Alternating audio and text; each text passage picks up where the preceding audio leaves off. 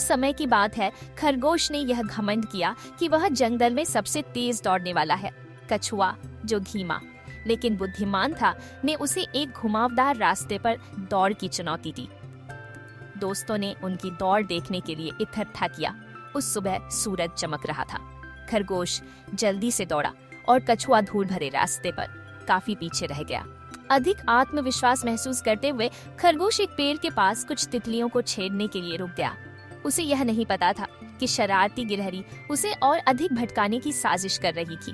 उन्होंने रास्ते पर अखरोट रोल किए, जिससे खरगोश हैरान होकर गिर पड़ा। इस बीच कछुआ धीरे धीरे चलता रहा, अपने चारों ओर के हलचल को नजरअंदाज करते हुए। खरगोश, जो अखरोटों से परेशान था, ऊंचे घास में खो गया। उसे शॉर्टकट्स याद आए, लेकिन वे मुड़े हुए थे और उसे और भी भटका दिया।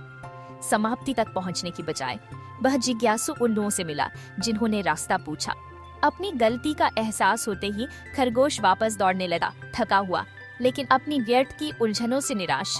कछुआ अपनी स्थिर गति से चलता रहा, थका हुआ होते हुए कभी पीछे मुड़कर नहीं देखा। अंत में भीड़ ने जयकार की जब कछुआ पहले फिनिश लाइन के पास पहुंचा।